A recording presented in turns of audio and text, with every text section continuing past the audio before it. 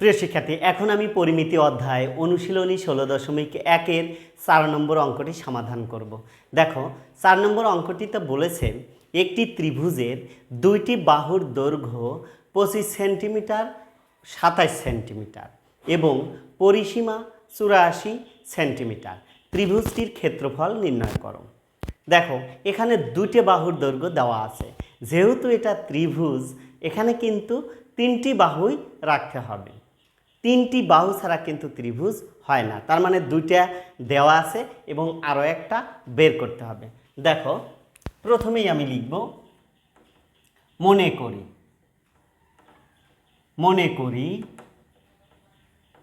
করি ত্রিভুজের প্রথম বাহুর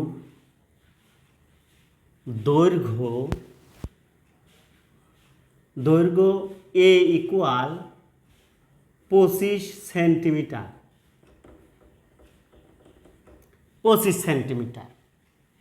এবং ত্রিভুজের দ্বিতীয় বাহুর দৈর্ঘ্য বি ইকুয়াল 27 সেন্টিমিটার। তাহলে দুইটা বাহুর দৈর্ঘ্য আমাদের দেওয়া আছে, সেই দুটি আমরা লিখলাম। এখন আমাদের তৃতীয় বাহুর দৈর্ঘ্য কিন্তু নেই। তাহলে তৃতীয় বাহুর দৈর্ঘ্য আমরা সি সেন্টিমিটার, এইটাই কিন্তু আমরা বের করব। যেহেতু এখানে আমাদের পরিসীমা দেওয়া আছে, আমরা জানি কি পরিসীমা মানেই হলো একটা ত্রিভুজের তিনটে বাহুর যোগফল। তাহলে দুটো আছে আর একটা বের করতে হবে। যেহেতু পরিসীমা দেওয়া আছে, আমরা প্রশ্নমতে লিখব।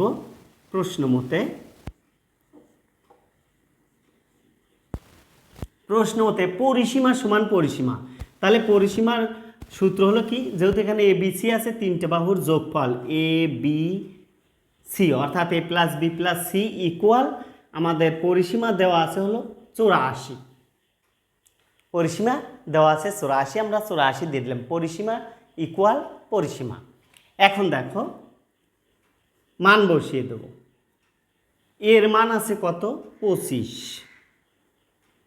প্লাস বির মান আছে 27 প্লাস সি ইকুয়াল 84। বা এখন দেখো, এই দুইটা বাহু আমরা যোগ করে দিই। 7 5 12, 2 হাতে 1, 1 আর 2 3, 4 5, তাহলে 52 হলো প্লাস সি ইকুয়াল 84। বা সি ইকুয়াল এই 84 মাইনাস এই 52টা আমরা ডান পাশে নিয়ে যাব মাইনাস করে, কারণ হলো এখানে আছে প্লাস অবস্থায়, আমরা মাইনাস করে নিয়ে গেলাম। এখন দেখো, আমরা যদি বিয়োগ দেই, সি ইকুয়াল এখানে 2 আছে 4 পাবো, তাহলে থাকে 2। এরপরে 5 আছে 8 পাবো, তাহলে 3। তার মানে সি এর মানটা বের হলো কত? 32। আমরা সি এর মান কিন্তু পেয়ে গেলাম। তার মানে একটা বাহুর দৈর্ঘ্য হলো 32 আর একটা 27 আর একটা 25। এটা একটা বিষম বাহু ত্রিভুজ। বিষম বাহু ত্রিভুজ মানেই হলো এরকম। এইটা 25,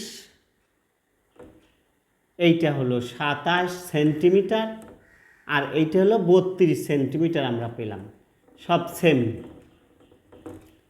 সেমি। এইটা হলো বিষমবাহু ত্রিভুজ।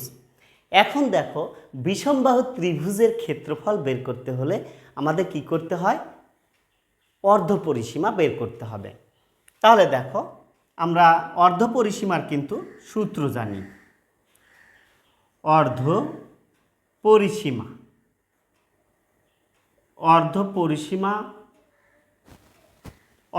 অর্ধপরিসীমাকে আমরা এস দ্বারা প্রকাশ করব।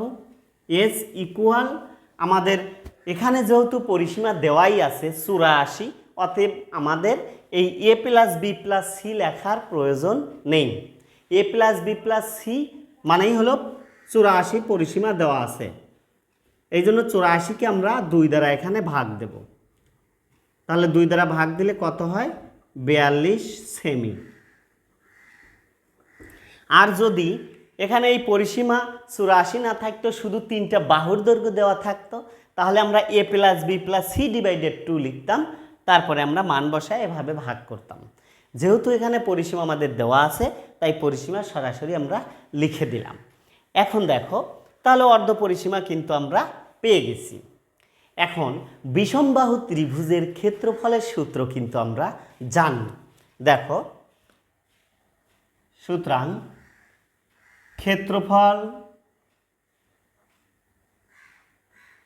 ক্ষেত্রফল equal root over s into s minus a into s minus b into s minus c. এইটা হলো বিষমবাহু ত্রিভুজের ক্ষেত্রফলের সূত্র। এখন দেখো, আমরা মান বসিয়ে দেব। মান যদি বসাই, এস এর মান আছে কত? আমরা পেলাম 42। এস এর মান 42 মাইনাস এর মান হলো 25।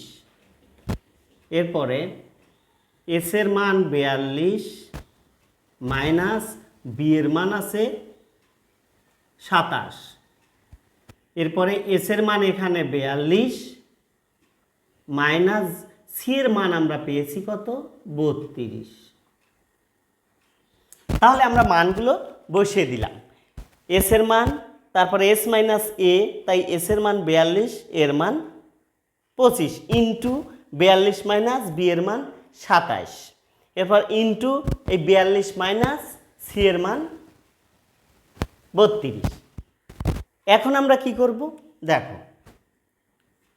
সবগুলো আমরা বিয়োগ করে দিয়ে লিখে দেব।